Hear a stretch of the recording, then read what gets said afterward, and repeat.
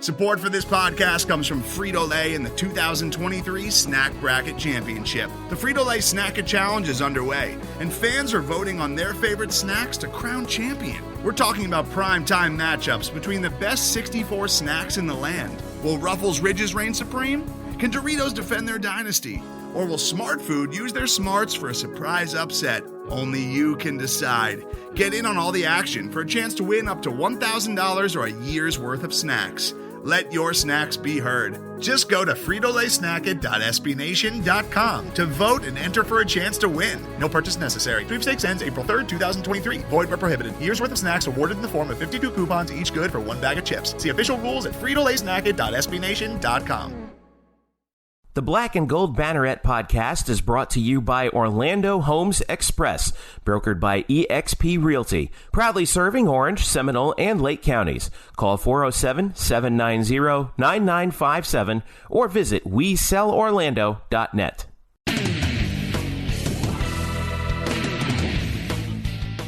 Welcome to the Black and Gold Banneret Podcast. Jeff Sharon, Eric Lopez, Brian Murphy with you. We are skipping the World Series entirely so we can talk about UCF's bye week. Murphy, big game, big week. Well, bye, man. They've been just wrecking people, and you know, you play them and you move up in the polls, right? Yeah, Oklahoma moved up, Florida moved up. So I mean, they've obviously been battle tested. I mean, seems to play a big team every week. So it'll be a big challenge for UCF. Not only that, I mean, they play everybody on the. They literally play everybody on the schedule. I mean, you know, what can you do? Well, the biggest thing I'm worried about is we're playing by, and we don't even know who's going to start at quarterback. I know. We're pretty banged up right now.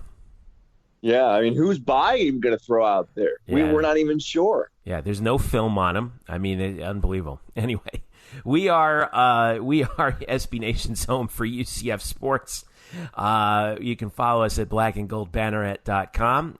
You can also follow us on Twitter at UCF_Banneret and on Facebook at facebook.com/blackandgoldbanneret. Follow us individually at Jeff_Sharon, Spokes_Murphy, and Eric Lopez Elo. You can also subscribe to this podcast on Google Play, Apple Podcasts, SoundCloud, Stitcher, and TuneIn. Wherever fine podcasts are given away completely free. So, well, here we are, boys. We'll start with, we'll get to our Olympic sports a little bit later. We'll have Todd Dagenais from UCF Volleyball joining us. His team has another big home weekend coming up. We'll talk also about the big games coming up for UCF women's soccer, UCF men's soccer as well. But we start with football, who's not playing. But, you know, can't complain about the situation right now for UCF. You're 7-0 heading into the bye week, and the rather stunning way that the previous game against East Carolina was handled. Murph, you were up in beautiful Greenville, and it is beautiful up there. And talk about playing it close to the vest. UCF did all they could to prevent anyone from knowing that they were going to start Darriel Mack Jr. at quarterback. And lo and behold, I was watching the telecast on ESPN. And when UCF takes the field, you know, they always roll that little highlight package of the starting quarterback, right? You know, let's take a look at what they've done this year. They rolled the McKenzie Milton highlight package. And then all of a sudden, poor Beth Mowins is like, wait a second. We've got to change a quarterback. It's not McKenzie Milton. It's Darriel Mack. Yeah. And out trots Darriel Mack. Before we get to your thoughts on how that works from a production perspective, Eric Lopez, Brian, since you mean considering the fact I've worked with ESPN and the official stats department, I have a good idea. I know what Eric Brian Murphy, was there any hint at all that this might go down? No, I mean, even going back to the night before, Friday night, UCF football puts out pictures of McKenzie Milton in the ESPN production meeting, the pregame production meeting. So they're talking to, they obviously have full expectation that he's going to play. And why is Milton in this meeting if he's not going to play? So he's in there. Look, and then, here's photos of him in the meeting. Yes. Now, they have done that before, so I wouldn't say that was completely just a put on, because they have done that. They did that before the Memphis game as well. But, then McKenzie gets out there at around 5:30, starts throwing in his warm-ups, and it looked like there was some sort of protective wrapping, something on his ankle. I believe it was his right foot or right ankle. So that was something that I sort of saw, and maybe we closed up on that. But he looked pretty much unaffected as he was going through his warm-ups. Then he got involved in the wide receiver drills, which he does frequently before games, and was trying to do his best Odell Beckham one-handed catch impressions, which is something he does regularly. So if he's got a hurt ankle, he's certainly leaping off of it pretty well. So that seemed fine. Then he comes back out pre-game in full pads, full uniform, helmet on, and he's launching the ball from midfield to the end zone. So any worries about maybe a shoulder injury seem to be okay. He's got enough arm strength to go out there. So yeah, everything seems good. And then he's in the huddle after the kickoff. Knights get the ball first. He's got his helmet on, and he's not on the field. And it's just like, oh, okay. They did everything. It was really an amazing. The choreography of this was just unbelievable. If you were watching on TV, and I was watching very closely, especially the first few possessions, because I was thinking along the lines of everybody, like, because Mac struggled those first 3 or 4 trips, yes. And and I was watching. I was like, they're going to put him in there at some point, right? And you're watching him put his helmet on. You're following Twitter, and people are like, he was warming up. He's warming up. He's got his helmet on. And here's the best part: was like a couple times in those team huddles, Murph. I'm wondering if you saw this, and Eric too. Like ESPN would show the team huddle before they're going to go out there for possession 2 or 3. Milton's in the middle of it with his helmet on. Mac does not have his helmet on. And then all of a sudden, at the last possible second, Mac trots out there, putting his helmet on as he's entering the field, and Milton goes back to the sidelines. It was, I mean, I don't know to what extent they actually practiced that part of the deception, but it was pretty well choreographed how they had that all down. I was impressed. I wasn't even mad. I was impressed. Yeah, maybe we are, giving them too much credit. I don't know. Maybe this was just like the way it unfolded, and they wanted to hold it, to the very start of the game, and their plan was to play Milton no matter what. Maybe they didn't want to look like Milton was going to enter the game. That's the way he prepares. He wants to be fully invested in the game, so he's taking it upon himself to put his helmet on and to be in that pre-snap huddle on the sidelines. I don't think that was anything of Josh Heupel's doing. I think that's totally McKenzie Milton just trying to be a competitor and trying to be involved in a game in which he knows he will not be. But if Heupel, if there's any sort of choreography to any of that, it was brilliant, because we did think until UCF really started pulling away in the second quarter that, they're going to make a change here. They got to bring in Milton. Well, it never happened, and then it never really needed to happen. Lopez, you talked to me when this was going on. You were like, I don't like the way this was being handled. Why? Well, here's the thing. You're playing East Carolina. First of all, and let me bear one thing in mind. Forgive me for interrupting. I'm sorry, but let me bear one thing in mind. Okay. Got a beat up starting quarterback, right? Took a beating the previous week. Didn't practice, by the way. You're playing according to reports. You're playing according to reports, namely by Brandon Hellwig of UCFsports.com. And many others. And several others. All right. You're playing a bad defense. East Carolina is not very good on D. They're in the bottom third or bottom 2 teams in the American and basically every defensive category. However, they have the number 1 leader in sacks in the nation. So they have a guy who can get to the passer. So if you're thinking, all right, we can beat this team as a team, but I don't want some freak accident happening where this guy blows up our quarterback, I can understand why. However, you may go, Eric. I think Josh Heupel went into that game knowing he was going to start Mac. Now, I will say this. I think he might have been the only one that knew that. I actually don't think the players knew. including McKenzie Milton, and I don't think this was choreographed. I think McKenzie Milton thought he was going to play. I really do. I don't think because – I was going to say, why do you think that?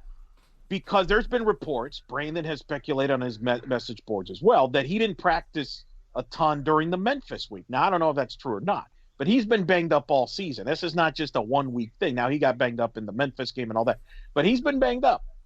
I think Milton thought he was going to play, and I definitely think Milton thought he was going to play when Max struggled. I think Josh Heupel, in his mind, felt the only way I'm going to play McKenzie Milton is if things go really bad and we're losing, and not losing 3-0. Credit to him from a patient standpoint, because our fan base wasn't. No, he was the man. I don't ever want to play poker against Josh Heupel in my entire life. He was the most patient guy, and 3-0 at the end of one, and everyone was freaking out. Well, and look, I mean, Matt got better as it went on and all that. So I don't think if UCF was trailing, let's say they were losing at the half, or let's say they were down 2 scores, I think you see Milton play in this game. I agree. So I think that's why you saw what you saw. And I think from McKenzie's standpoint, I think he was mentally trying to stay in the game. I don't think this was like a show. I think this was more as far as what you saw in the huddles. I think Milton generally thought, hey, I could come in at any moment here, especially early in the game when things were not going well. So I think that's what happened. Now, you asked about the broadcast. I could tell you, because they were all thrown off, man. That whole crew, they had no idea. Because they weren't informed of any of this. Yeah. And Beth Mowens came out and actually said during the telecast, she said one of the UCF sports information people, I'm guessing that was either Andy Seeley or Dan Forcella. It was Andy. It was Andy went in there? Okay. So Andy went in there and said, guys, like when they took the field, he said, guys, McKenzie's not starting. Game time decision by coach. And that's what Beth reported. And Beth is a good reporter. And that's what she went with. But you could tell that they were visibly like, what the hell is going on here? Right. You know? Because they weren't informed of it. And this is and Beth does NFL. This is the thing that, and I think college football is where this is going to be addressed, I think, in the coming years as we have more states now legalize gambling. And that is the lack of information that comes out from these programs. That's what happened. Everything's in secret. In the NFL, that thing wouldn't be tolerated. You have to put somebody's questionable, somebody's doubtful. Right. So as a result, now there's a question. Well, nobody knew that McKenzie Milton was banged up. Nobody knew why, because nobody's asking these questions. Nobody asked this question during the week. Nobody knew that McKenzie Milton. So if you're a national broadcast, you don't, and you're trying to find information, well, you don't see anything that would give you a red flag that say, wow, McKenzie Milton may not play. There was no indication. Well, as you got mentioned, he was in the team meeting. So nobody, I guarantee you, nobody informed ESPN, hey, look, there's a chance he may not play. Trust me, that was never informed to the crew. And as a result, the crew is, and I know this because I've been a part of those meetings. They meet on the day before. Obviously, McKenzie Milton is the focal point of their broadcast. He's the star. You could tell that based on the opening package. If they had any idea, they thought for a second that he wouldn't play, they wouldn't have used him as the opening package. They wouldn't have rolled that thing. Or they would have had a Darriel Mack highlight package ready. Right, or they could have said, hey, we have a developing situation. And this is one of the things. As I've done stats and spotting, sometimes in a lot of these college games, we're about 20 minutes, 30 minutes before the game. Sometimes people will come into the booth and say, hey, this guy's a late scratch, or hey, this guy or this or this. Sometimes one of my jobs is, and this is where the spotter, whoever the spotter was, might have gotten yelled at. Sometimes you have to look pregame at these warm-ups and say, yo, so-and-so is not here. I'll give you full disclosure. I worked the spot stat for the Alabama-Louisville game. We were all told, okay, let us know when Jalen Hurts is in. Let us know when Tua is in. That was the main focus there. Mm-hmm. Now, I think because nobody knew about this, nobody could tell. But if somebody would have tipped them, hey, may not play, then they would have been following that a lot closer. So, yeah, they were blindsided. They were absolutely blindsided. And knowing the people there, they probably were not thrilled about the lack of info on that. But in defense of UCF, I don't think anybody knew except Josh Heupel. I don't think Josh Heupel told the media relations people what he was going to do. In fact, on the broadcast, they said that the radio crew didn't know. Mark Daniels said on the radio show he didn't know until Mack came on the field. I think everybody just assumed, hey, Milton is going to play.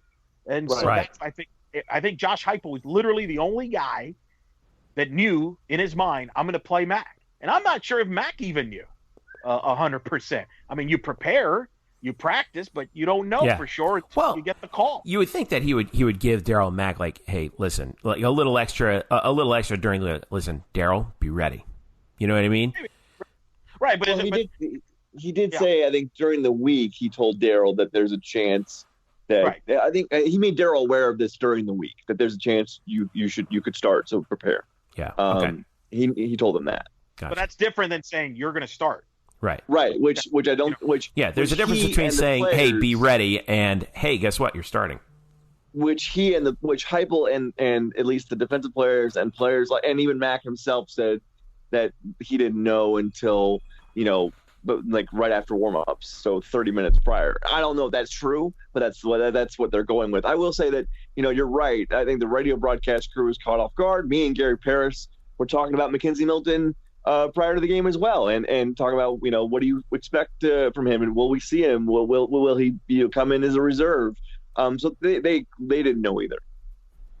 I think that's unfortunate, Jeff, and this is kind of what I allude to, because I'm sure this happened to your phone as well. My phone exploded. Oh yeah, I had my neighbors calling me, being like, "Why isn't McKenzie starting?" Yeah. Well, I had people that normally wouldn't even hit me up about football. Hit me up directly. What's going on? Did he get this? And this is what's unfortunate. My neighbor Thomas across down the street, he's like, "What's going on? We're freaking out." I'm like, "Well, that's the thing." People were asking, "Did he get in trouble? Is he suspended? Is he being disciplined?" People were thinking the worst things because nobody knew. And that's the thing that it's unfortunate, is because of all the secretive, you almost make the kid look bad initially. Now, they explained it later that he was banged up, but that to me was the thing that was disappointing to me. Yeah. This makes him look bad initially because that's where people are going to. There was no indication that he was banged up or hurt. So the next thing people think of when you see a situation like this, did he get suspended? Is he disciplined? What happened? That's what people, and that's the unfortunate thing about that. I didn't get that indication as much. And Heupel said at halftime it was just a game time decision. We didn't feel he was ready, which is a very euphemistic way of saying it, obviously. But not to take away from Darriel Mack, who performed after that really rough start. Performed really admirably. That second quarter, UCF put up 20 points. He finished the game 12 of 20 for only 69 yards and was sacked 3 times, but running the ball, he was a real force. He ran 22 times for 120 yards and a touchdown. Had another touchdown called back late. Would have been a school record 87-yard touchdown. Got called back on a holding penalty on Cam Stewart. Otherwise, he would have been, I guess, over, well, maybe pretty close to 200 yards. But real quick about Darriel Mack, though, Brian. I mean, he performed pretty well. He settled in the second quarter. He was really nervous, you could see right off the bat. And UCF had some really, really shaky possessions in the first quarter. ECU took that 3-0 lead, but the defense did their job. And they got the field goal on that 17-play drive that went into the second quarter where they got that field goal. I think that was huge because they settled him down.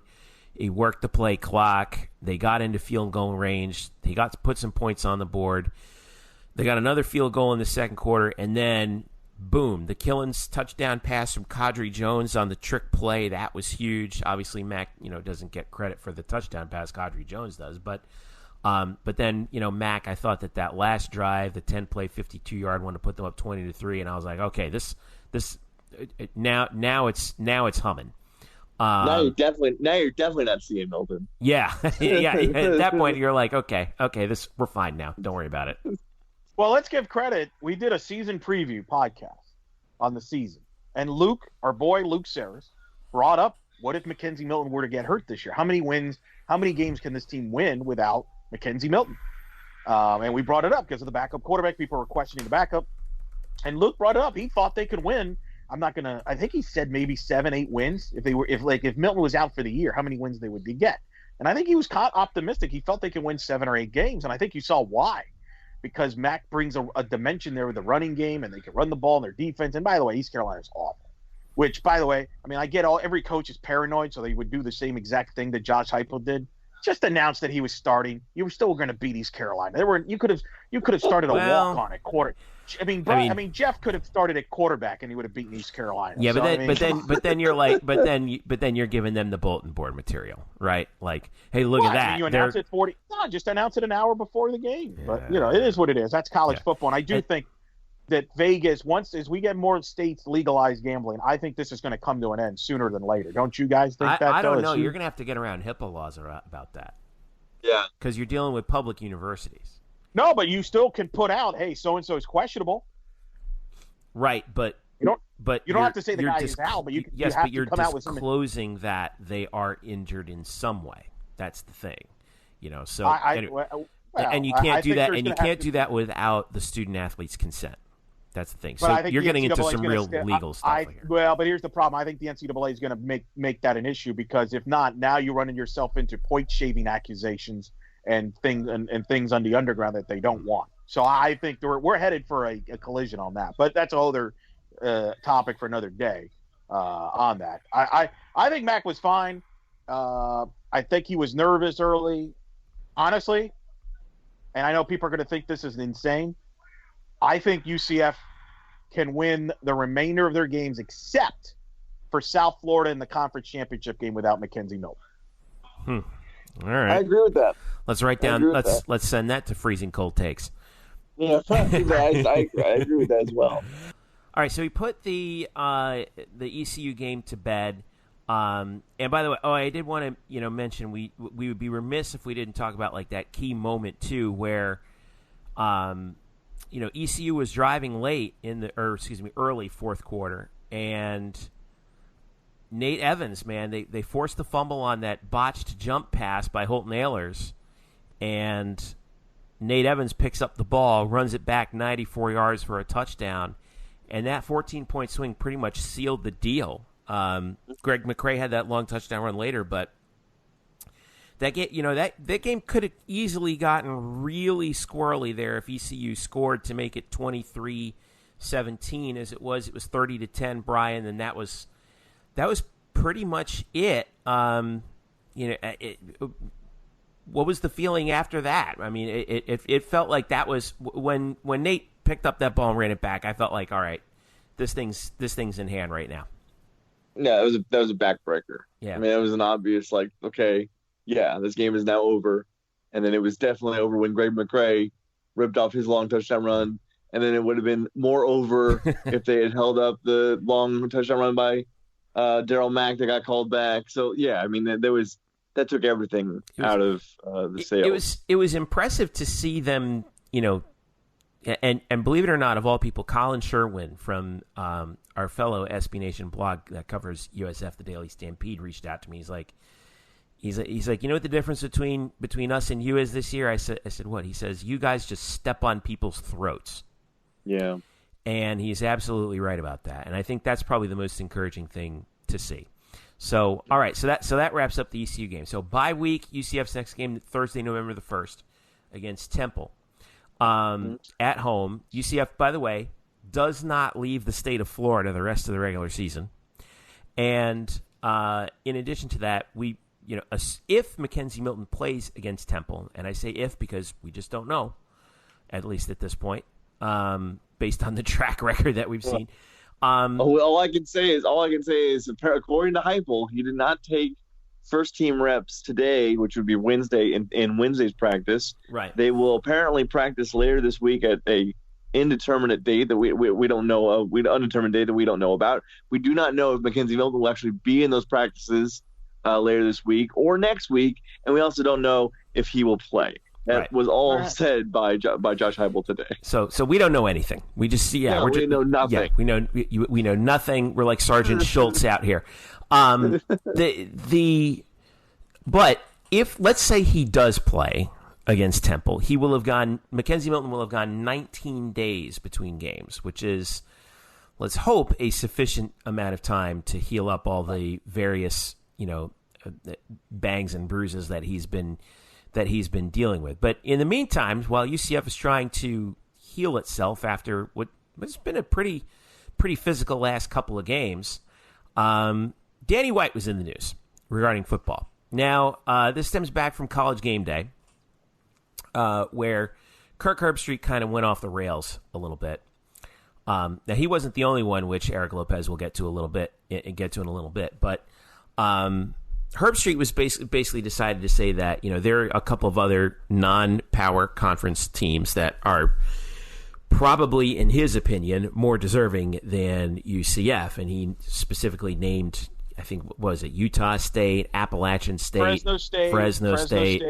Those three. No disrespect to those teams, obviously. But let's get real here for a second. Okay, 20 wins in a row. And I know that last year doesn't count. Yeah, you better get used to that, because that's what you're going to start hearing starting next week. I know. Yeah, it's unfortunate that UCF kind of has to do 2 seasons of work where everyone else has to do maybe 1. But the arguments, again, kept popping up, in the reaction to that afterwards. And Danny White actually wrote a note to the folks at College Gameday, basically saying, and I'll pull up Danny White's note here and kind of read an excerpt from it, but that we know the system is broken, and we're asking you guys to kind of help us fix it a little bit here. Now, College Gameday is coming to Jacksonville for the cocktail party this week, and there's a bunch of reportedly a bunch of UCF people who might be heading that way. Here's some of Danny White's letter. He said, "I heard that on Saturday you debated UCF's now 20-game win streak and said, quote, this shouldn't be all about UCF, end quote, when talking about playoff eligibility. I couldn't agree more. College football is the only sport in America that is not settled on the field. We need to fix that, et cetera, et cetera, et cetera." Here's how he finishes. "No one likes having their accomplishments disrespected. UCF fans are knowledgeable and passionate." This is Danny White's letter to the College Gameday crew. "UCF fans are knowledgeable and passionate. We know that. And I applaud them for using social media to have their voices heard." Oh, boy, do they do that. "The American Athletic Conference partners with ESPN. As such, we hope to work with you as partners to fix a broken model. Will you join us? Sincerely, Danny White." What do we make of this? What is Danny White saying? I guess we're not getting game day on November 17th like I hoped. That's what that means. Is he saying, hey, look, we have some folks on Twitter who are kind of a little crazy, but don't Well, I wish don't you let would them say stop that. Actually, in all seriousness, don't let them stop you from coming here to get from coming here. I actually here's the thing, and Herbstreit's getting beat up, and I get it. And I think Kurt, I wouldn't be surprised. He probably. What do you think? Give me an estimate. How many Twitter mentions you think he gets? I don't care. I just don't care. Listen, Kirk Herbstreit is the lead analyst for ESPN College Football. He's agreed. Don't take that podium unless you're okay with tomatoes getting thrown. But let me just say this. Let me play devil's advocate. Is he wrong about Fresno State? Is he wrong about Appalachian State? Because if you look at some of the computer rankings that people love so much, like yourself, they have Fresno State ahead of UCF. Some of them have Appalachian State ahead of UCF. That was the point he was making. My bigger issue with the segment, because I actually watched the segment live, and when I watched it live, I knew that people were going to make this a bigger deal than it was. I have a bigger problem with what Desmond Howard said, and I'm surprised that Desmond Howard got off the hook on this. I think Herbstreit's getting way too much of a bad rap in this, because you may not agree with Kurt said about Fresno and App, but that's an opinion. And guess what? That's how this sport is. And just like you think UCF can play with Texas and Clemson, other people might think that Fresno can play with UCF. What's the difference in the conversation? No, we don't know, because they don't play. But I have a bigger problem with Desmond Howard said when his information is inaccurate. When Desmond Howard said, well, UCF needs to play some of those mid-Power 5 schools.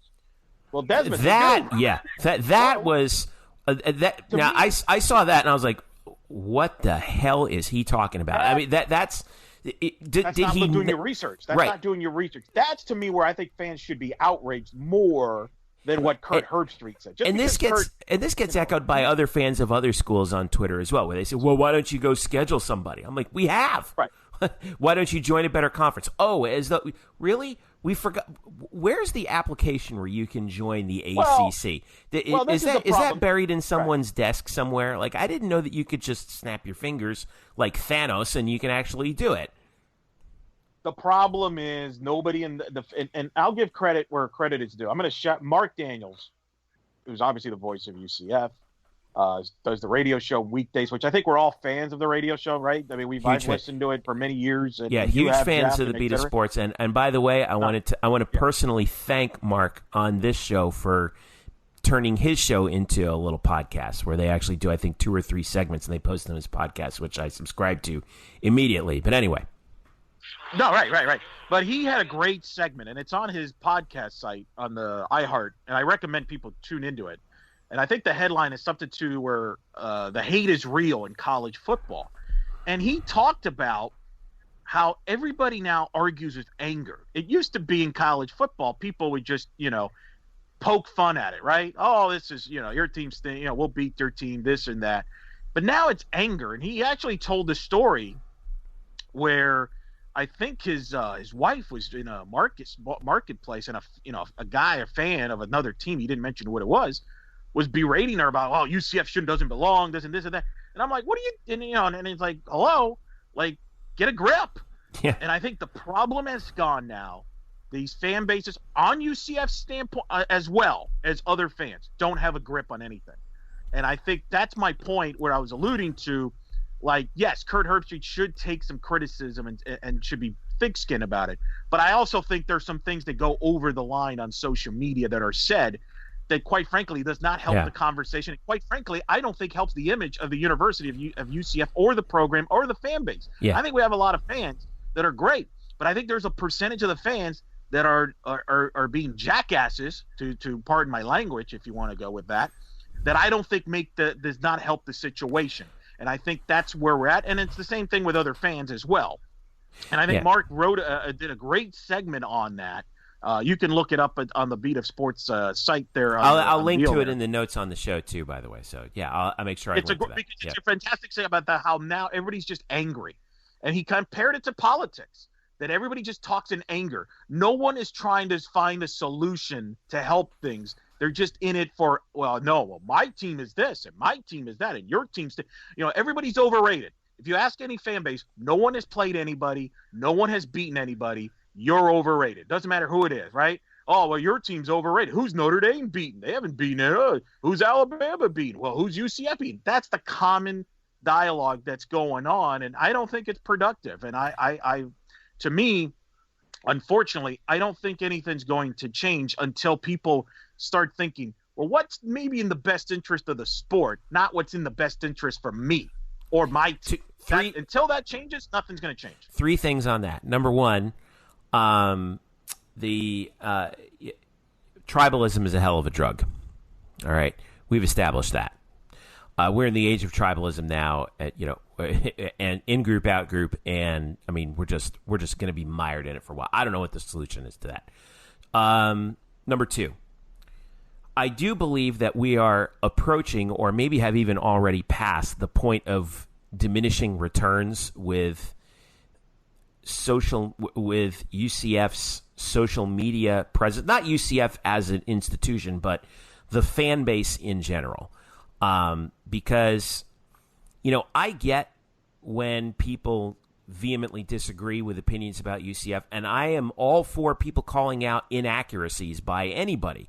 Writers, television analysts, Kirk Herbstreit, Desmond Howard, other fans, that's fine. You want to correct the record, fine. You want to say people will join a better conference, which is a stupid argument to begin with. Or, play a better schedule. Oh, as though UCF can schedule on the fly. Again, a stupid argument. I'm okay with calling that out because I think that stupid should be called out constantly. Okay? It's the only way to eradicate it. But I think there's ways to do it without being obnoxious and you're a dumbass. You can point things out factually without being offensive and being, disrespectful. I agree. And that's where it goes 2 ways. Like, it's one thing to say, hey, Herbie, that's, completely and totally ridiculous what you're saying. Here's the actual facts. it's another thing to get really personal with media members, because I don't know where we came up with the idea that it was okay for where media, where some guy who's a writer for like I'm making something up, like the Knoxville Herald, who has an AP vote, who put UCF at 11, where it's justified for people to to say some of the things and do some of the things on social media that say that that it's okay. I mean, I like the fact that UCF punches up. I've always liked the fact that UCF punches up. I want us to be that university that makes, or that program that makes the noise and says, hey, we are just as good as you guys are, and you know it. Stop saying we're not. But there's a Boise way State did the same to do thing it. 8 years. Right. Boise State did that. You could Google Boise State 8 years ago. The same conversation was being had. And again, by the way, the segment is called "The College Football Hate is Unique." It's from October 22nd. Yeah. If you go to the Beta Sports, go to iHeart.com, wherever it podcast, phenomenal segment. I just think that we have gotten to, for example, like I can bring up, for example, like Brian Murph is a diehard baseball guy. Jeff, you've gone on record. You think baseball's dead. Now Murph might think you're crazy. I don't think. Stop it. No, don't put words in my mouth. I don't think. Right. I don't think well, baseball's dead. I think it's a regional sport. I think that. Well, let's just go. I agree with that. All right, but let's just go hypothetical. Let's say hypothetical. Jeff, you think the sport's dying because blah blah blah, and Mark might disagree. You guys will have a very nice conversation about it. You're not going to be vulgar to each other. You're not going to F each other and say, well, call family members involved. It's ridiculous. Only in college football does the worst of people come out. Like, this doesn't happen in the NFL. Like, we've joked about how bad your Giants are, and you guys can poke fun at my Dolphins and how bad they are. We could all that, but we're not. It's at the end of the day, it's like sports. It's whatever. But in college football, if we said the same thing, people would be offended and think it's personal. And I'm going to say this for the millionth time. ESPN does not have a conspiracy against UCF. They don't. Stop it. You're being stupid. Like, get out of here. ESPN's got bigger fish to fry than UCF. Namely, what are they going to do with those Fox Sports regional networks, right? I mean, they have to sell them off by law. Just because commentators you see on TV disagree with what you think your team is doesn't mean that there's a bias towards the network. There is a national college football commentator that compared UCF's resume to North Dakota State based on Jeff Sagarin's ratings. He does not work for ESPN. That's Joe Klatt of Fox Sports, who I like. He's been actually worse on UCF than Kurt Herbstreit. He said worse things than Kurt Herbstreit. What agenda does he have? That doesn't mean that the people who listen to this podcast can go out and attack Joe Klatt. Please be civil. And the other thing is, Joe Klatt's audience is a hell of a lot less than any audience than he would have if he was working for the mothership. But he's a national college football. But the point is, you know what I mean, though. There's ESPN is the 800-pound gorilla. It is. But here's my point is, not everybody's not going to drink the UCF Kool-Aid. There are people that don't believe UCF belongs. There are people that don't believe that UCF should be in the conversation for a variety of reasons, whether it be the schedule strength, whether it be because they're not in a power conference. That doesn't mean there's a conspiracy or an agenda. It just is. That's how people think. It's no different than, it's unfortunately like politics. Some people are red states, some people are blue states. That's kind of how college football is. The South is all about pro SEC. I guarantee if you go to Alabama, they think that everybody in the Big 12 can't play football or in the Big 10. And if you go up to the Midwest, they would tell you that the SEC is overrated. That's how this sport is. It's always how it's been, and it hasn't going to change anytime soon unless people start kind of reuniting. That's what I liked about what Bob Bowlesby of the Big 12 said about, hey, if Notre Dame goes undefeated and doesn't make the playoff, or if UCF goes undefeated and doesn't make the playoff, that could raise some eyebrows and get some people to talk. And that's a commissioner that knows that his Big 12 is probably going to get hosed again of not making the playoffs. You need to find allies. If you want to change the system, calling someone out like by F word and all that, it's not going to change the system. What's going to change the system is joining other people that have a same gripe with the system that you have, even if it's from a different point of view, and come together. And then you might get some changes. I think that's partially, and to sort of tie it up, and then we'll take a break. I think that's kind of what Danny White was alluding to with his letter, where he was saying to ESPN, hey, look, let's be honest. You guys know the system's not 100% on the level in terms of the other 65 teams that are in FBS.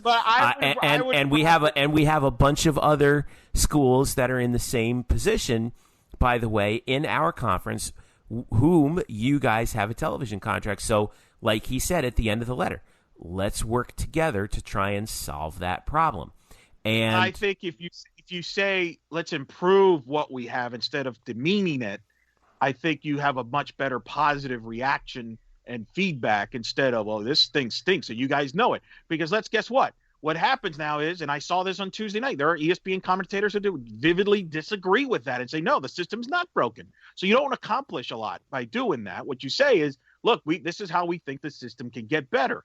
I think one of the most idiotic comments that college people that defend this system, and I'm not even talking about this system, because actually, as much as people don't like this 4-team thing, it's way better than what we've had. And this argument about, well, it takes so, and you made this, and I agreed with your point on Twitter. You mentioned this. You were arguing with someone else.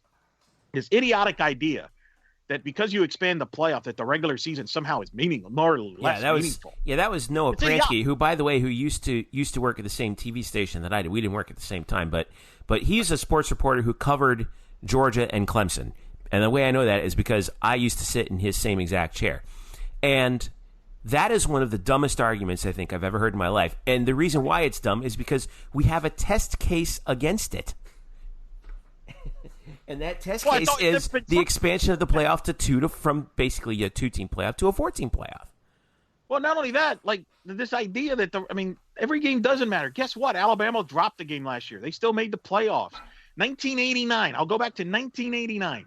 Florida State beat the crap out of Miami and Tallahassee by 2 touchdowns. You want to know who won the national title that year? It was Miami. Because Florida State had 2 losses early in the year, in the first 2 weeks of the season. So we punished the team because they started the year 0-2. Can you imagine if we did that in the NFL? The New England Patriots would never win anything because they would always be eliminated in September. Chaz Short actually brought up the good point. He says, right now, the regular season doesn't matter for any of the non-AQ conferences based on what they're saying, because there's no functional way for them to get to the playoffs. Oh, but this depends on your wait. Here's the thing. Yes, from a playoff standpoint, I agree with that statement. But again, we've known this for a long time. This is nothing new. Anybody that if you were naive to think that a group of 5 team is going to make a playoff, you're crazy. Unless you had an extraordinary schedule and extraordinary things would happen. I wouldn't. Which say I it's would irrelevant. never rule out. Yeah, it's not going to happen. We've seen stranger things. Not this year. Listen, no. See, this is where you get into trouble because you can't predict the future. No, it's because I'm accurate. I'm being honest. It's not going to happen. They don't have the resume, Jeff. They don't. You can't. They don't have the resume to knock the door out. They don't. And you're going to start hearing that next week. No, listen. Number 1, you got to go undefeated, and number 2, you need a bunch of dominoes in front of you to fall. Now, it doesn't matter if it does. It's not going to. You don't. No. You can't say that definitively. You're trying to predict the future. You don't know what the future is. I predicted based on how the sport has been run over decades. This is nothing new. Nothing new. Boise State did this twice last decade. I remember if the not in the playoff era though. Not in the playoff era. It doesn't matter. Same thing. It sure matters. It sure does matter. No, it doesn't. It doesn't matter because Boise State went undefeated, and it didn't matter. They gave it to Florida, even though Florida lost to a very average to Ole Miss team at home, and they still played for the national title. It's always been like this. Oklahoma got to the national title game, even though they lost to Texas in their own freaking division. This is nothing new. Alabama played for won a national title over LSU, even though they lost to LSU and didn't win their own division that year, and they got in over Oklahoma State. This is nothing new. Right, but again, that's the BCS era, man. That's a different era. Yeah, but it's the same philosophy. It's the same concept in 4. It's not. There's no. It's not because yes, it is. No. It's not. It's not. Here's why. Sure it is. No, it's not because the way the teams are ranked is different. The teams are ranked in the college football playoff. The teams are ranked by a committee of people. There's no computer rankings. There's no joining together of the coaches in the AP poll like there was in the old BCS rankings. Come on. No. You can't come on me. That's a fact. Sure you can. Yes, because what do you think? The committees aren't influenced by the polls? You don't think they're influenced by the polls? I don't think they're as influenced by the polls as you think. Because look at where UCF was last year in the CFP poll compared to where they were in the AP and the coaches. A couple of spots just to make it look different. By the way, if you had the BCS last year, they would have picked the same exact 4 teams. But we don't. But my point is, it's not that different. It's not that different. It's not like then if it's not that different, then why are they selling it like it is? Because people got tired of the computers. People don't like computers deciding things. Come on. You need a better reason than that. I'm sorry. I'm just telling you what it is. Just telling you what it is.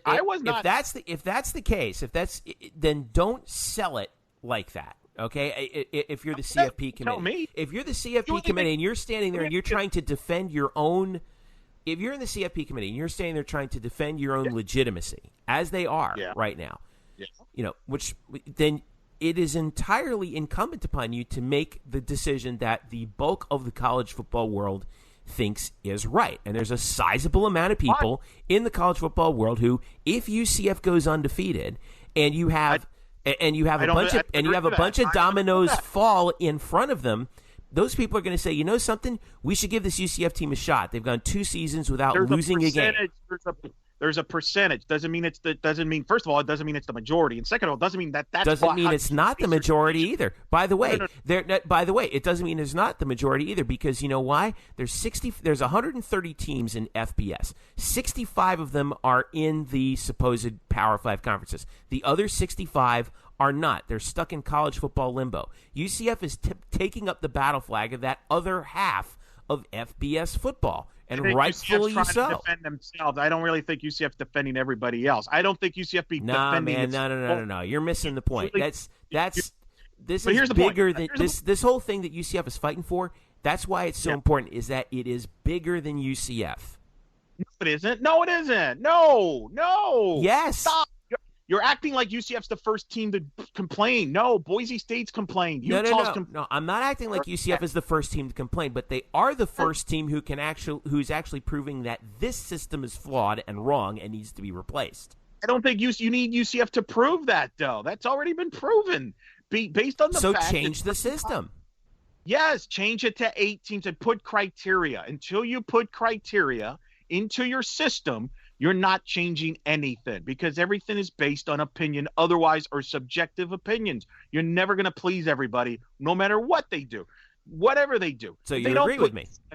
If they don't put UCF in, there are going to be people that say the little guy's getting left out. If they put UCF in, people are going to say, well, Jesus, they're not one of the 4 best teams. What are you guys doing?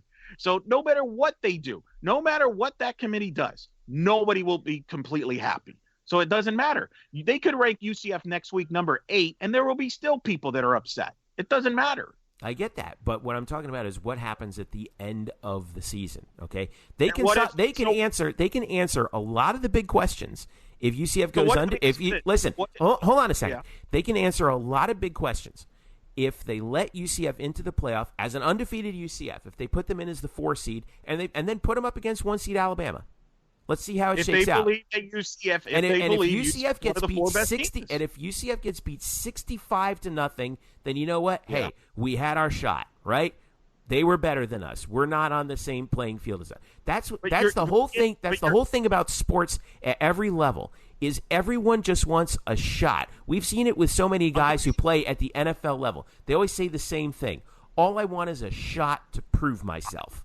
I agree 100%. I've been anti-college football from November to January for 20-some+ years. My point is, this ain't the system for that. See, people have this idea. Then why is it being sold that it is? What do you mean? I don't think. Why is it being sold that this is the definitive college football championship? Because that's what the sport has always done. I mean, do you think the national title is more fair? Then what you're doing, then that's the root of it. They're selling one thing and they're doing another, and that's why UCF people are pissed, and they have every right to be. Okay, but that's college football. Welcome to college football. This college football has always been. Like, Richard Nixon, look it up. Richard Nixon in 1969. Richard Nixon doesn't matter. That was 40 years. Richard Nixon is dead. No. Hold on. Missing the point here. Richard Nixon in 1969 influenced Texas to win over Penn State. The point is the sport has always had based on biasness. This is nothing new. UCF's not the newest victim. They're not going to be the last victim. Okay, this is the sport. And until you don't want to know how you change the system, you join some allies, and you know what you do? Boycott bowl games. Don't watch them. Don't go to them. Don't come to me in December and tell me go to the bowl game because you're feeding into the system. Get rid of it. So, if you don't want, so what you're okay. So then what you're saying is, and we'll take a break after this. But what you're saying is, all right. So let's do this. Let me give you a hypothetical then, and we'll finish up and take a break, and we'll get to Todd Dagenais in a second. But all right, let's say UCF goes undefeated, wins the American, 12-0, beats Houston in the championship game. Yep. They don't get, and let's say the college football committee puts in undefeated Alabama, 2 1-loss teams, and a 2-loss team. Yep. Say 2-loss Georgia or something like that. Correct. All right. Yep. And the CFP committee does not put in UCF as one of the 4 teams. What you're saying then is, if UCF wants to make a statement, they should boycott a New Year's Six bowl game. I don't think it's just UCF. I think it's everybody that has an issue with the system. Okay, but based on that hypothetical, is that what you would do? If you were Danny White, is that what you would do? Well, the problem is, I'm sure they will not, because there are financial. This is the problem. There's a check that you get for playing in that bowl game. That's very important. So you're not going to do it based on that. But would I do it? Absolutely. If I felt strongly enough that my team got screwed or that I think the system's flawed, yeah, I would make a statement that way. Just like, by the way, these college football players are slowly starting to do by skipping bowl games. All right. I think I got a column idea now. All right. All right, Murph. Murph, are you still there? Guys, baseball game's been great. This baseball game is so good. Let's take a break. When we return, Murph will again disappear as we talk to Todd Dagenais from UCF Volleyball with his team on a 15-match winning streak, and we'll wrap up the other Olympic sports as well. Stick around. The Black and Gold Banneret Podcast is back after this. The Black and Gold Banneret Podcast is brought to you by Orlando Homes Express, brokered by eXp Realty. Sam Unger and his team at Orlando Homes Express proudly serve Orange, Seminole, and Lake counties, specializing in buying, selling, and new construction. Sam is a very proud UCF graduate, class of 2006, and he's got a special deal going on right now for the 2018 UCF football season. Knight fans, if you work with Sam to sell your home, he will list it for just 4.8% commission. And if you're buying a home with him, he will rebate you up to $750 at closing. So if you're ready to buy a new home or sell your current home, upgrade or downsize, Sam and his team have you covered so you can find the right home at the right price in the right location. So give them a call right now at 407-790-9957. Again, that's 407-790-9957. Or visit them on the web at WeSellOrlando.net. Again, that's WeSellOrlando.net. You can also reach them on Facebook at Facebook.com/WeSellOrlando. Get in touch with Orlando Homes Express today and make finding your dream home a reality. Hello, Night Nation. I'm Andrew Fegley. And I'm Trey Strelko. Where are we? This isn't our usual spot. It looks like we've landed in the Black and Gold Banneret Podcast. Oh, yeah. I've heard of those guys. You know, Nightline has UCF sports covered. Week in and week out, we bring you interviews with newsmakers and in-depth analysis of UCF sports. Subscribe to our weekly podcast on iTunes, SoundCloud, Stitcher, or wherever you get your podcasts. Be sure to subscribe to Nightline on YouTube, like us on Facebook, and follow us on Twitter at UCF_Nightline. Trace, can we go back to the 1148 studios now and start working on our next all-new Nightline? How do we get out of here? Go Knights! Charge on. Now back to you guys in the Black and Gold Banneret Podcast. All right, welcome back to the Black and Gold Banneret Podcast. Jeff Sharon, Eric Lopez, Brian Murphy with you. blackandgoldbanneret.com is where you want to be. UCF_Banneret is our Twitter handle. Don't forget to subscribe to this podcast if you don't already on Google Play, Apple Podcasts, SoundCloud, Stitcher, and Tune In. All right, let's dive in with UCF Volleyball. You know, I've been talking about it for a while now, but well, we saw some history this week for the Knights as they entered the AVCA, the American Volleyball Coaches Association, Coaches Top 25 for the first time in school history, which was actually surprising to me. I thought that we were ranked in the top 25 and UCF passed at some point, but yeah, 25th in the most recent poll. First time UCF is ranked in program history, coming off of a huge win at Cincinnati over Jordan Thompson and the Bearcats in 5 sets, where UCF really looked impressive in the fifth in a very hard-fought match. And joining us now, head coach Todd Dagenais. Coach, congrats on another successful weekend, and congrats on the first ranking in program history, another milestone for your team this year. Well, hey, fellas, thanks for having me on. And, you know, it's been a special year so far. And, you know, we break our season up into 3 segments. We have our preseason, where we went off. We played a lot of non-conference, and then we play a first half of our conference season, and now we flip to the back 9, so to speak, and now we've got 9 more matches left to finish up the conference season. But I sure like where we stand right now. Well, I mean, I don't know why you wouldn't. Right now, you're 9-0 after that first 9 in the American, 18-3 overall. You know, you and I talked before the season started, and you were really excited about the talent that you had. But you're saying, you know, we're going to run into some trouble here and there. We're trying to sort of calibrate the team to adjust to the number of young faces that we have out there. Well, whatever you guys have been doing, it's been working, because this team, you know, 18 of 21, 15 in a row. How has this all come together so well for you and the squad so far? I wish I could give you a great answer to that, Jeff. Because if you look at us, we're not the most athletic team. We're not the most experienced team.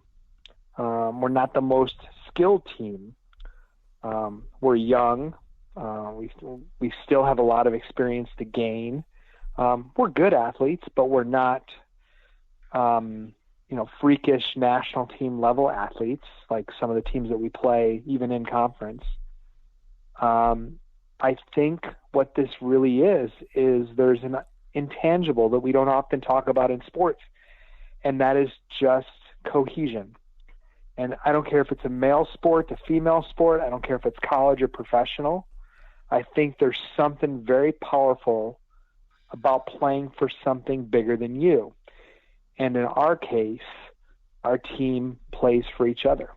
They play for the woman next to them. They don't want to let them down. They give their very best every opportunity they have, even on days where it's just not there. They give what they can. And it's really been amazing to see this team come together, fight for each other, be put in adverse situations, and come out on top more often than not. If you think and you look back, the matches we lost for early on, we hadn't quite really solidified that camaraderie yet. And since then, we learned from that, and we learned from the disappointment. Those matches we lost, we had swings, we had chances, we had opportunities, and the mistakes were made, and there was that a feeling of letting the team down by not making that shot when it was needed. And since then, somehow, some way, somebody stepped up when it mattered. Coach, I was impressed. I watched the Cincinnati match, which was an incredible match. Showcasing the best of the league, 2, I think, NCAA tournament teams. They're a tremendous team themselves. And the thing that impressed me, and I've seen this season when I've noticed when I've watched your team, you wouldn't know how young your team is the way they really react. After Cincinnati wins the 4th set, a tight match. I've seen it in volleyball. A lot of times teams get nerves in the 5th set. But your team was as calm. They were as poised. And they just took it to them. And I've been impressed with the poise in with this team, because a lot of times, as you know, Coach, being around the game, a young team can be rattled or maybe take things for granted. Not this team, though. It appears. I think that's three people. I think it all starts with Jordan Pingle, our senior libero. She doesn't get rattled. She's been in those matches. She's been through the wars, and she is really the one who's the most vocal. It's not the coaching staff between matches or between sets. Jordan is really the one that's doing a lot of the talking. And then there's this quiet confidence of Erin Olsen and her maturity.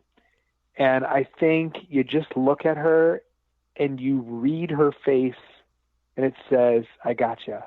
It's good. She reminds me a lot of Aaron Rodgers with the Green Bay Packers. Mm-hmm. Just, hey, we've got this. We're fine. Yeah, I know what the scoreboard says. We're fine. Don't worry about it. You dropped the pass. I got it. And she has this quiet confidence. And then the third is McKenna Melville. As a freshman, comes in, and if you look at her stats, they're good stats. I mean, she absolutely deserves to be the conference freshman of the year, and she deserves to be first team all conference.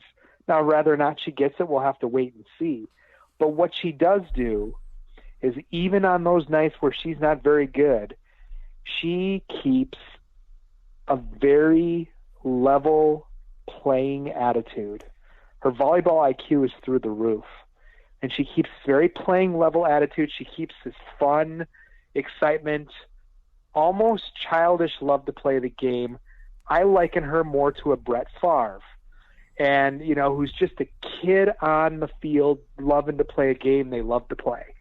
And the team feeds off of one of those three players at whatever critical moment we are in a match.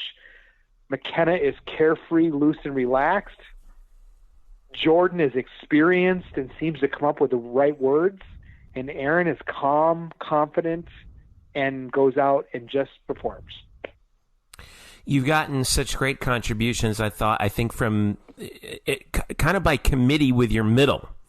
Catherine Westlich has been outstanding. Narissa Moravec has also, how about the job that she's done stepping in? And then the contributions you've also gotten from Brianna Garcia, who's also been a real revelation for you. How big have they been for you, just kind of solidifying the middle and opening up the outsides for people like Christina Fisher and McKenna Melville and Anne-Marie Watson? Well, what made me really concerned about our ability to be a team that had a chance to win a conference was the middle position. We didn't have a Kaelise Green or a Delana Sarden, two All-Americans, in the middle. We had two first-year starters, one of which has backed up the players for a couple of years, and the other who just stepped off a high school court and was supposed to redshirt this year. And you need to have quality middles to win matches. And they've really grown into the position. They know who they are. They know what they're capable of. The setters know where and when to use them. Sometimes we get them involved more often than others. But they do their job. They get out there and they touch, deflect, block balls for points. And they're really the unsung hero of this entire engine, the two of them. We didn't even know that either one of them were going to start this year. We had another returning middle that's no longer with us. We had Lachey Harper, who's been nursing some injuries, and we didn't know that these two were going to be our middles this year. Yet they go out there and they just do their thing, and their thing seems to be good enough for us to continuously be 2 points better than the team on the other side of the net. Well, it really worked this past weekend against Cincinnati because you guys set a school record for block assists with, I think the final tally was 41 for the match, which is, and we know how good, we all know, we've been talking about for years how good Jordan Thompson is, but that's just meeting her face to face at the net. And you guys won that battle. Jordan Thompson. Jordan Thompson is a first-team All-American. she's going to be on the national team. She's going to play in the Olympics someday. And Anne-Marie Watson, we specifically put Anne-Marie Watson on her. Mm-hmm. And Anne-Marie was as steadfast as you could ever ask for. I mean, she's like that shutdown corner, that prototypical run-stopping linebacker. I mean, she did not allow Jordan Thompson to get comfortable at all during the match. Now, Jordan would come up there and she'd hit 3 international level bombs, and then Anne-Marie would stick her with a block and then come back with another block or a control block her. And when it was all said and done, Anne-Marie blocked her 9 or 10 times. Wow. And Jordan ended up with 12 errors. And they weren't errors hitting out of bounds or into the net, because she doesn't even worry about the net when she plays. She's so far over it that the net's not even an obstacle for her. So that is really Anne-Marie getting into the face of Jordan, getting into the head of Jordan, and performing. And it's not something that's going to show up in the kills, but, still Anne-Marie had a pretty good offensive day as well. Yeah. But it was Anne-Marie's ability to take the heart and soul of Cincinnati away from them, forcing other players to have to score to beat us. And they did a great job of doing it. We just were better. And when it came down to it, we were just a little bit better, and that's all that it took. What was your reaction when the polls came out and you were ranked? You had a digit there. And I know you got a lot to play still, a lot of games. It doesn't matter now. You still got a lot of matches to play. But just from a standpoint of for your program, since you've come here and built this program, and as Jeff alluded to, this program has never been ranked in the history of this university. It's been never ranked in the top 25 in volleyball. What came through your mind as someone who's a historian and as this program's history as well as anyone? What came through your mind when it happened? I'm one of the 2 voters in our league for that. There's 60 voters. And I've had us ranked at 22 or 23 now for 6 or 7 weeks. But we've been in the RPI top 15, top 16, 17, 12, 10, 9, for that long. And I felt like we deserved it. But you have to be on 2 ballots to even be in the receiving votes column, and we were never receiving votes. So we weren't getting votes from the other coach in our conference that votes. Wow. So it's very difficult to get national notoriety if you can't get in the receiving votes column. Well, finally we got in the receiving votes column, and then we were able to capitalize on it. But to be honest, I'm going to be really honest with you. My first reaction was very nonchalant. It was, okay, great. We still got Houston, SMU, and then 7 more matches. But then I didn't make the same mistake I made in 2014. 2014, we won the championship, and I came to UCF to help revitalize a program that was a championship program. It was hanging banners, and we did it. And I didn't enjoy it because I expected it. I expected that was going to happen. And I failed to enjoy it. And that's the greatest mistake of my coaching career right there, is that I did not enjoy it with the athletes. I let them enjoy it. I never held the championship trophy, because to me, that was the first of the future. And then you start to realize it's special when you have that opportunity, because you can have the best team and not win. SMU twice has done that. And, this year it could be argued that we are not the best team, whatever that means, but we're in position to win it. And I'm enjoying this process so much more than I ever have in my coaching career, partially because the odds were stacked against us, partially because we're watching people crawl, then walk, then run, and partially because I think I'm more mature as a coach now. I'm just enjoying the process. So my first thought was, okay, great, we're ranked, big deal. My second thought was, no, that is really special for the athletes that we have, how they've come together, how they persevere, how they find ways to win. And then I thought about it more from a 30,000-foot view. And I'm thinking, wait, first time in program history.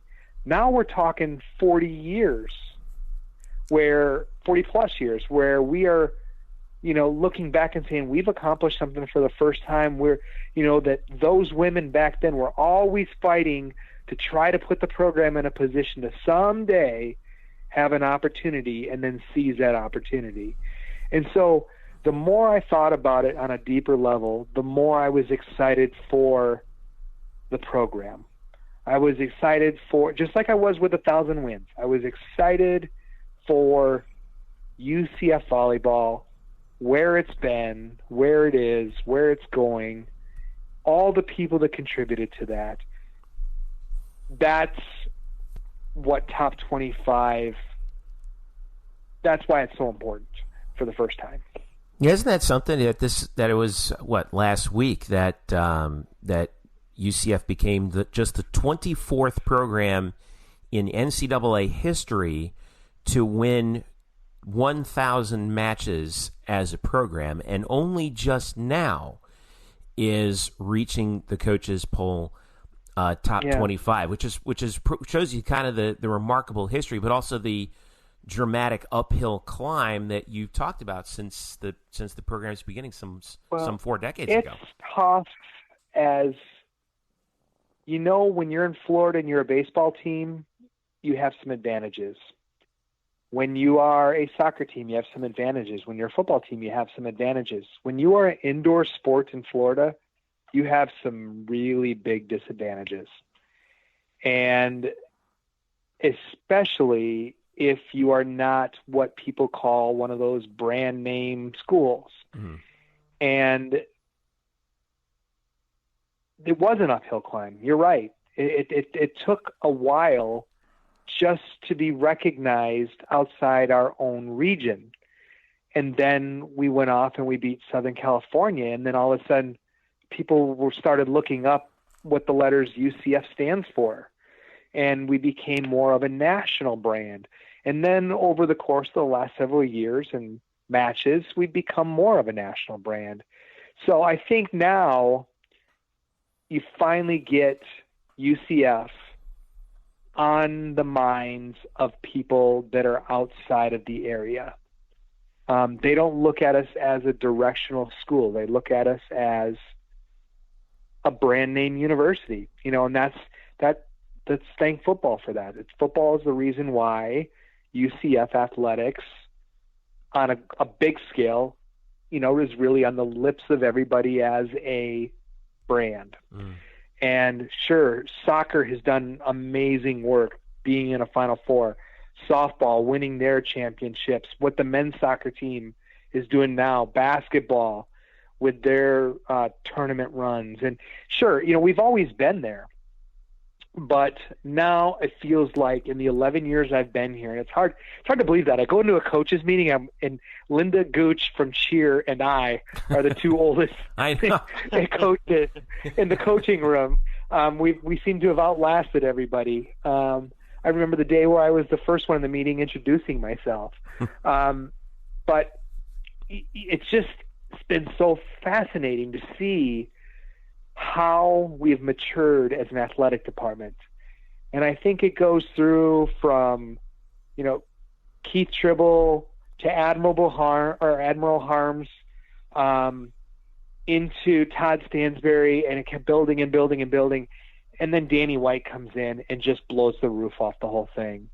I mean, I worked at Disney when I was in college, and people always thought, Walt Disney was the one that made everything happen. No, it was his brother Roy.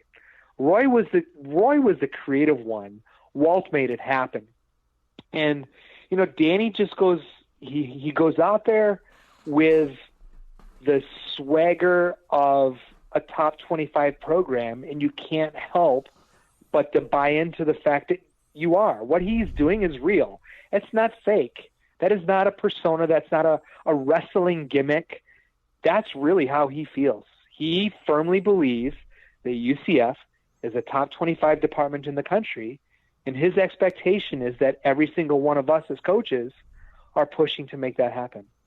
And I think a lot like our players don't want to let each other down. I think our coaches don't want to let each other down. They don't want to let Danny down. And I think the synergistic effect, you're seeing it take place lock, stock, and barrel right through the athletic department. Yeah. Well, here's the thing. You guys have those 9 matches to go, and we'll wrap up with this. 5 of them at home, including the season finale against USF, which is a little bit less than a month away already on November the 21st. Your 4 road matches are 3 of them are against the bottom of the conference, and then one of them is against SMU, who's under 500. So I hate putting it this way, jinxing wise, but the meat of this last 9 matches, those matches will be at home. So you've got, for example, Houston, SMU, Cincy. I caution you because travel in our conference is hard. It's not like sports where we play a match and we come back home, and we go and we play a match and we come back home. We go and we're on the road for 4 days, and travel is brutal. And road matches in volleyball are not friendly to the visiting team.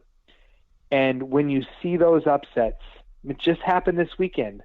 Was it Houston, who was winless, beat Wichita State, who was picked to win the conference? Right. And that's the way it is. And so, yeah, you can look on paper and you can say, well, that's the bottom of the conference. But I'm here to tell you the bottom of the conference is really good. And the difference, and this is just being honest, the difference between where we are at the top and whoever is at the bottom is not that much. Mm-hmm. It's points, it's breaks, it's health. It's not what you would think it is. It's not like it was or has been in the past. Last year, Wichita was heads and shoulders above everybody. When we won it in 2014, we were better than everybody, just close to SMU. There is not a single team in the conference this year that's dominant.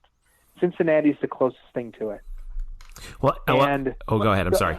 Go ahead. Well, all I was going to say was it's just close. It's not as distant as the records say it is. And that's not Coach. No, and you and I have actually had that conversation a couple years ago, Coach, when we were trying to fight for the league to get multiple bids into the NCAA tournament. We felt it was a multiple bid league, and I remember that was the year that Cincinnati got in, and SMU got in, and you and Temple were literally swings away from maybe being in the field of the tournament. Do you think Temple should have been in? Yes. Yeah, they should have been in. Temple should have been in. Is this sport of volleyball, which obviously Jeff has followed a lot longer than I have, you've been around it, but you know what it is. There's a lot of Big Ten, Pac-12, the stigma there. And you mentioned earlier about certain regions not getting the respect. I mean, people look at your resume. You got a number 9 RPI. You've played, and I've emphasized this now publicly. You have a top 10 schedule in the country. Is this sport ready to accept that it is a national sport and take that step and not be, well, it's always been this way in the sport of volleyball? I guess that's my concern, because you're right. This league is good. And to me, we've talked about this over the years, Coach. This is a multiple bid league, really, every year, if they did the homework right. I don't know that it is. It's unfortunate to say that, because I still think that the powers to be, whoever they are, will start in the Pac-12 and go to the Big Ten, and then go to the Big 12, and then go to the ACC. And then if there's any spots left, they fill it with other teams. And that's been proven by the fact that only 2 to 5 bids come from conferences that aren't those that we mentioned. And I think it's because our sport is not on TV, so the powers to be don't watch a lot of matches. They just depend on print on paper and make their decisions. And it's a lot easier to say, well, the 8th place team in this conference is probably better because of the competition they played than the 3rd place team in this conference. Yep. And until we are a sport that is on national TV frequently, where the ones making the decisions are watching all of the teams that are on the board, they don't. That year Temple didn't make it. there wasn't anybody on that committee that even watched Temple play once. Yeah. They had no idea. And that's what was frustrating. And that continues to be a source of frustration. It's a large sport. There's 330 plus schools. It's not like some of these other sports where there's only 150 or 180 sports or teams. So is the country ready? I don't know, but we're trying our damnedest to break down the walls. That's what I know. Well, here's the thing. If this keeps up, wait, can I say that word on the podcast? Oh yeah, oh yeah. We're PG, we're PG, not G. I am 100% behind you. And softball is the same problem. I've preached about this. It's the same thing. I mean, I think we have great sports here, and that I've said this to people because I know a lot of people are upset about the football stuff and all that. And I've said the Olympic sports even have a bigger mountain to battle. And you mentioned it because of the lack of coverage. And I think a lot of people, as a result, they don't see the game, so they just kind of vote what they've always known. And I think the Olympic sports and volleyball is a big part of that, has had this issue, and softball is the same way. So I appreciate you saying that because I 100% agree with you and back you on that. Yeah, I think, just because Penn State, Wisconsin, and Illinois are awesome doesn't mean the 9th place team in that conference is great. But that's what's happening. Right. Just because Arizona is great in softball doesn't mean the 9th place team in the Pac-12 is worthy. But that's what happens. So it's up to us. We have to go out there and we have to beat them. The challenge we have is very similar to what football has. In that it's very difficult to get those teams to come to your place. You can go to their place, sure, come on over, come play us on our court, and our fans, and our hecklers, and come beat us on our court. But they'll never give you the opportunity to play on a neutral floor or on your floor because they know they have too much riding on it. Yeah. They've in a lot of cases they've woken up on third base and think they hit a triple. And the rest of us are still in the batter's box just trying to get to first base. Well, we got a chance to sort of flip the script on all that coming up because you start this last 9-match stretch at home this weekend with Houston on Friday night and then SMU on Sunday afternoon. So I'll wrap with this. I know I'm asking you to look way off in the distance right now, but any chance that your team, assuming things continue to go the way they're going, might be able to host the NCAA tournament? I think I'm going to take our team out of that. I can say that any team that's RPI'd in the top 18 or 19 has a chance. Okay. So let that answer your question. All right. And the only reason I say that is I don't know if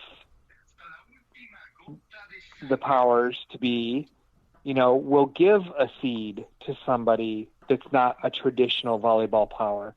And it has the track record's not so good on that.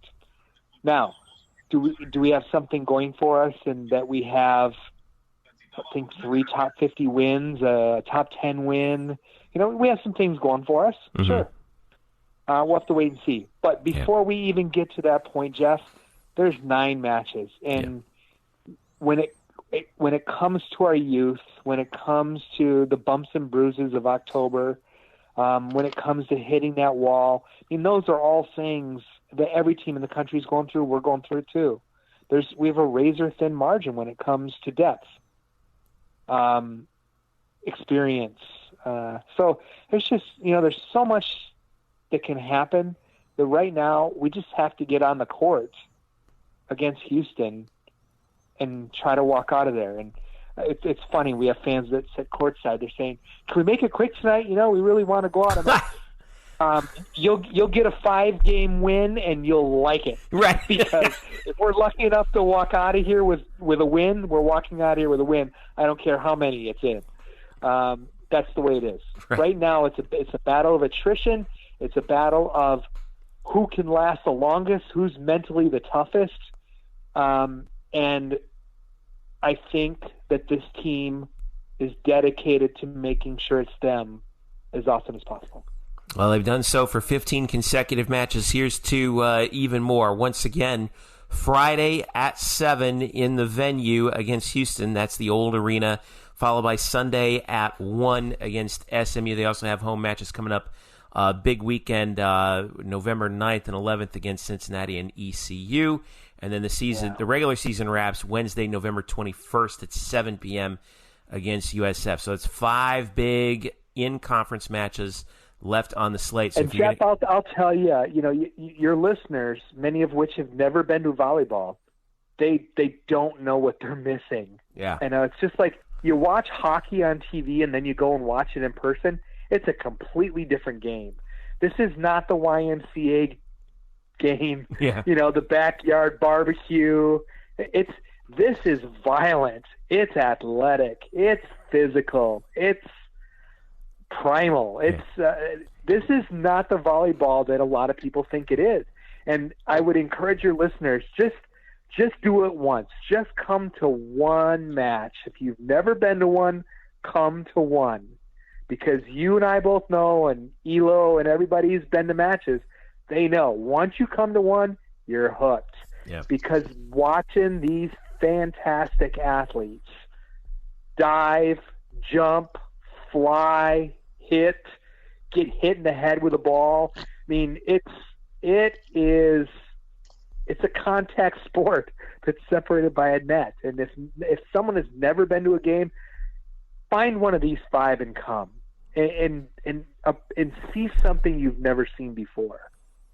It's going to be a great home stretch, I know. And the other thing is too, it's loud in that place when it gets going, and we've all been there. I think that I personally, of course, I'm a little biased, but I personally think that the venue is the best venue of any kind for any sport at UCF. Because of the fact that it's small and it's tight and it's you're playing volleyball in a phone booth and it's intense and it's a lot of fun. So, Coach, I know we went super. Sorry, did we go long? No, that's fine. I know that when I yell at referees, I have to be careful because even the person in the 25th row can hear what I'm saying to the referee. So I have to be careful. It's gotten to the point where it's like we know. Oh God! Oh no! Don't know. All right, we're fine. Okay, we get it. But head coach Todd Dagenais, UCF volleyball coach. Where can fans hear from you on a regular basis when they don't hear from you on our podcast? Well, I'm at UCFVB Todd on Twitter, and that's pretty much where I put out my thoughts that don't end up in Ian's press releases. If I have a thought or something, I'll throw that out there. A lot of times I'll give insight on what I think is happening with the team or nationally or something like that. I'm not one to hold back my opinion. People will tell you that. So that's where you can follow me. I'm pretty much on Twitter. My team keeps telling me I have to get on Instagram, but I'm resisting as long as I can. I don't have time to do all this stuff, but I am on Twitter, so you can follow me there. And you can leave it to Ian on UCF Volleyball's official Twitter too. So Sure. It's good stuff. All right, head coach Todd Dagenais, I will see you on Friday night for the Houston match. Thanks for joining us on the Black and Gold Banneret Podcast. Good luck the rest of the way. We'll be talking to you again soon, all right? Sounds good. It's always a pleasure, and thank you very much.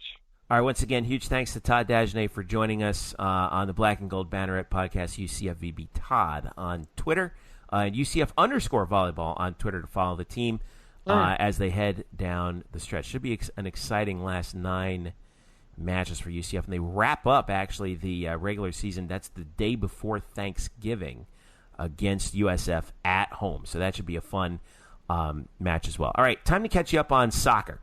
And I want to catch you up on women's soccer in particular. They're 9-5-1, 6-2 in the American. Here's the story. Friday night is the big game at Tampa, at USF, season finale. Second straight year that the UCF-USF game will determine the regular season champion. The story for UCF is this in women's soccer. They are 3 points back of UCF. They've qualified for the tournament. They are 3 points back of USF in the conference standings. Right. USF is 7-1, 21 points. UCF is 6-2, 18 points. Memphis is tied with the Knights, but UCF has the tiebreaker via head-to-head. If UCF defeats USF on Friday night in Tampa, UCF wins the conference, or at least a share of the conference regular season title, and by virtue of the tiebreaker, they get to host the American Athletic Conference Women's Soccer Championships. Eric Lopez, can they do it? Sure they can. They've been actually phenomenal on the road. This has been a better team on the road for whatever reason than they have at home, which is why they've kind of put themselves in this predicament that they're in. Whereas it's also how they bolstered their own RPI, by the way, because you get better credit for the road wins. They have, but they could have made life a lot easier for them. I mean, they dropped the match to SMU at home. I mean, we've talked about it in the past. I mean, they're in this bubble because they've lost some matches they probably shouldn't have. Yeah. Because I think this is a huge – I mean, obviously, the significance of this is significant in my opinion. I think this. If they win this match, and they have to win, I don't think this is a situation where a draw helps you at all. Right. A win, you win the regular season title, you host the conference tournament, and then what it does, it probably puts you on the opposite draw of South Florida and Memphis. And what it does is it gives you a path to at least get to the final, and then you would play either Memphis or South Florida, and perhaps instead of both of them, South Florida, right, they could beat each other up and maybe knock each other out of the field of 64.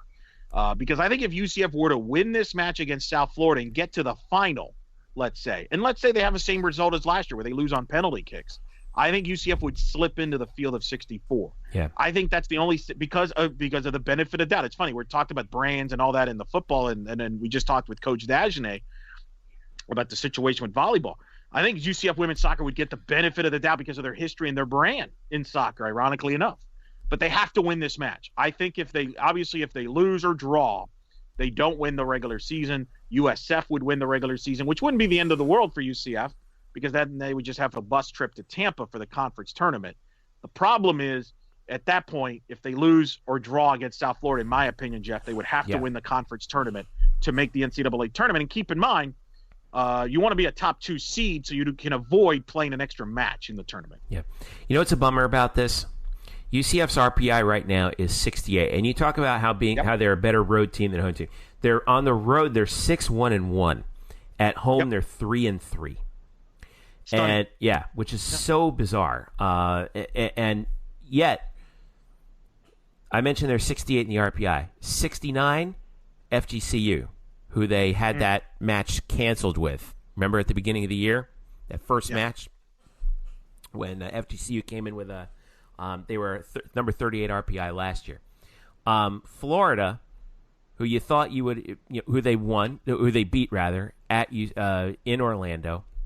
You'd think that would be like a top 20, top 25, top 30 RPI team. Florida's 70th. But if you beat USF right now is an RPI of 22. You've already knocked off Memphis, who has a pretty high RPI. I saw them a second ago. Where'd they go?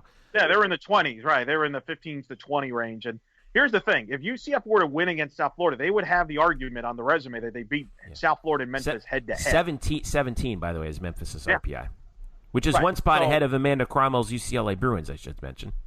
Wow.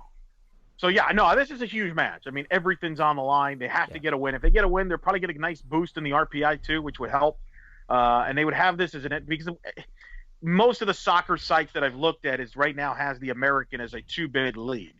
I think they could squeeze in a third, but just to be, you just never know. So if you want to have as many advantages on your side as possible, and it starts with winning this match on Friday. This is the defining one that will help to determine where your postseason fate will be in a lot of ways. Well, when they beat Memphis up in Memphis, they jumped 28 spots in the RPI. They jumped from 88 to 60. They're now at 68. If they beat number 22 in the RPI USF, all bets are off where that RPI is going to land. So that match to end the regular season will be Friday, October 26th, 7 p.m., and it will be televised on the American Digital Network, on their American Digital Network Plus channel, facebook.com/American Digital Network Plus, to determine the regular season championship. All right, men's soccer. 10-2-2 overall, 3-1-1 in the American. Here's their pathway the rest of the way. Coming off a big 2-1 win at USF. They're at Memphis on Saturday, October the 27th at 8.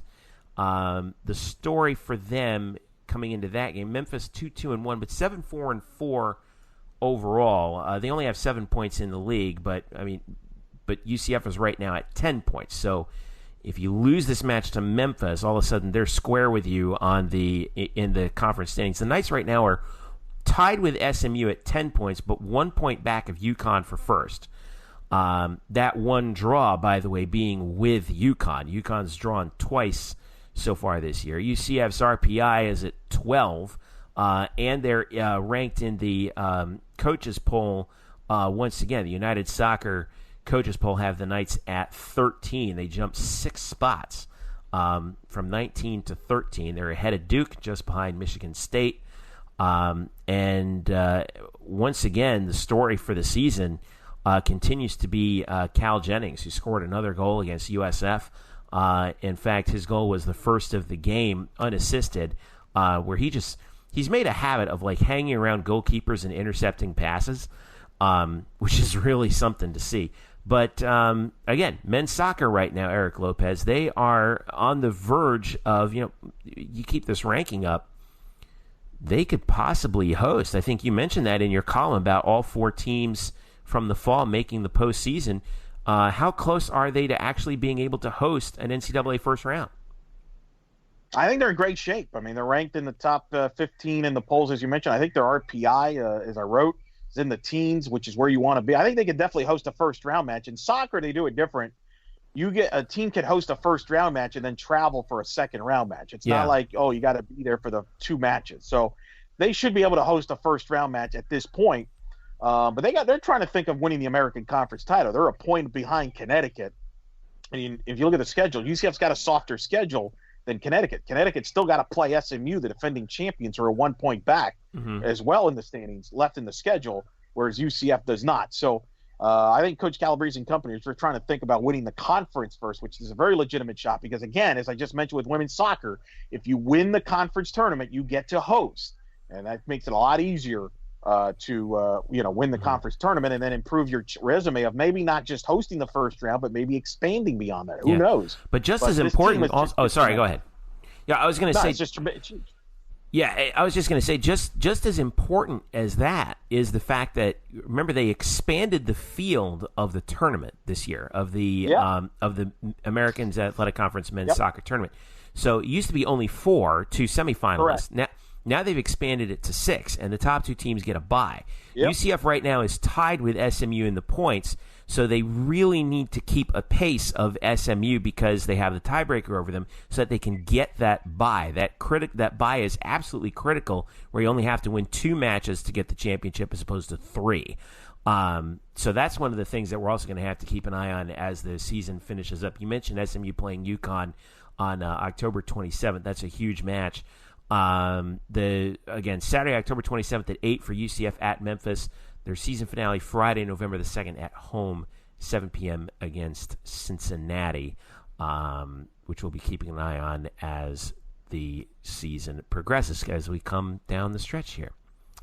A couple of other things coming up. Women's golf is heading to the Landfall Tradition at Wilmington, North Carolina. It's one of the bigger fall tournaments in women's golf, so we'll be keeping an eye on that Friday, Saturday, Sunday. And men's golf actually finished up the Tavistock Collegiate. That's the tournament that they play over at Isleworth in Windermere, which all the big schools come out to this. UCF finished tied for 10th in the 15th annual Tavistock Collegiate Invitational, tied with number 8 Illinois and number 21 South Carolina. -4 total for UCF. Bobby Bye finished best for the Knights. He was 14th overall. -3 on Thursday, shot a 69 on Isleworth, which is not all that easy. And 3-day total of 2 under par. So congrats to Bobby. And yeah, so UCF women's and men's golf continues to roll along, and we got to start thinking about basketball too, because we're coming right down the stretch here. Brian Murphy, Wednesday, November 7th, women's basketball tips off their regular season at Pitt. Men's basketball, would you take a look at that? Preseason favorites, baby, in the American. That's right, preseason favorites, and not to mention that, but 2 all-conference preseason selections in Taco Fall and BJ Taylor. And also, they start they only play 1 exhibition game, but it's against our old friends, the Flagler Saints, formerly coached by Bo Clark, the son of Torchy. Bo, of course, one of the great players in UCF basketball history. Bo retired a couple years ago, but Flagler still plays UCF in exhibitions, and that's Monday at 7. Brian, you going to that one? Yes, I am, because it's an opportunity for me to talk to more players, and I want it. So I spent it like today was a great day for me, as I get very self-involved, because I spent the morning talking to Heupel and some football players, and then I spent about 20 minutes with Johnny Dawkins this afternoon, which was followed immediately by going and talking to Todd Dagenais and a couple of volleyball players this afternoon. It was what a fun day. I was watching I was watching my daughter all day. I mean that's I don't get to do those fun things. I mean, I love watching my daughter. Don't get me wrong, but yeah, I mean what you are doing is actually more important than what I did. So yeah. It's it's not as it may be more important. I agree, but it's not as fun. I have to change diapers. It's there are some things that we just don't want to talk about. Anyway, so men's basketball, will we finally get a look at Taco Fall, BJ Taylor, and Aubrey Dawkins all on the floor at the same time? That's why you have to show. That's why you have to show up. I mean, it's amazing. It's like this amazing blockbuster movie that we've been waiting to happen for. By the way, boys, Mets UCF fans are angry at Jerry Palm. Add Jerry Palm to the list now. Apparently, he just wrote on CBSSports.com, quote, "Sorry, but it's true. UCF does not have a realistic shot at making the college football playoff." That's the headline. Oh no! What do the kids say? R.I.P. your mentions. Yeah. Come on, guys. Right. Be civil, please. I am pleading with UCF Nation. Please be civil. Hashtag UCF Twitter Mafia. Guys, I want to introduce you to the concept of the law of diminishing returns. Yeah. This is getting it. Anyway, all right, let's wrap this thing up here on the Black and Gold Banneret Podcast. Huge thanks once again to Todd Dagenais for joining us. You can follow him at UCF VB Todd, and I also want to send a shout out to Sam Unger. Thanks again to him for his support of our podcast as well, and all of our friends at SB Nation who've been great to us. Make sure you follow us throughout the week, and we'll have a couple more things coming up this week. I'm actually working on a nice little column that I think you guys will appreciate on our bye-week UCF football approval ratings, where you get to vote if you think if you approve of the job of various different UCF football units, because it's the bye week and we're really bored. I will also go through the process of thinking about which teams UCF fans should root for in Week 9, and I'm hoping to make that a weekly feature based on things going forward. Don't laugh at me, you guys. I'm gonna figure this out. Jeff, I feel like Jerry Palm wrote this personally to you here. He goes, "I love this. No matter how much you may love the Knights, it's time to face the facts about the team and its schedule." Wow. Man. People are losing their minds. I kind of, it's great. R.I.P. Jerry Palm's mentions Public Enemy number 8. Big agenda, conspiracy. ESPN paid him to write it, even though he writes for CBSSports.com. There's a conspiracy. The conspiracy has extended to CBS. Absolutely. Yes. And don't forget to follow us at blackandgoldbanneret.com, where you can also find the latest from our buddy Luke Saris. Jeremy Brenner's been helping us out so much. Chaz Short's got a nice feature up on the Space Game uniforms. November 1st is the Space Game. That Thursday night against Temple. UCF's next time out on the field. Wait till you see these uniforms, man. They are unbelievable. And Chaz goes into it quite a bit in depth. So I wanted to thank him for that. And also check out Derek Warden. He's got a new volleyball photo gallery up that you want to check out as well from Jordan Pingle's 2000th kill match as well. So that was pretty cool that he was able to get up there as well. As always, follow us at blackandgoldbanneret.com, UCF_Banneret on Twitter, and follow us individually, Jeff_Sharon, Eric Lopez Elo, Spokes_Murphy. And, of course, follow us at facebook.com/blackandgoldbanneret and subscribe to our podcast on Google Play, Apple Podcasts, SoundCloud, Stitcher, and TuneIn. Boys, thanks again. I'll talk to you soon. Thank you, Jeffrey. It's a pleasure. We all get along. We love each other. I know. See, UCF Twitter people, we can get into great arguments and still get along. We're still friends. Friends to the end. I mean, Eric was in my wedding, for crying out loud. I didn't know Brian at the time, but Brian probably would have been in my wedding anyway. So, thanks again to you guys. Thanks again for listening. This has been the Black and Gold Banneret Podcast. We'll catch you again next week. Enjoy the bye week, guys.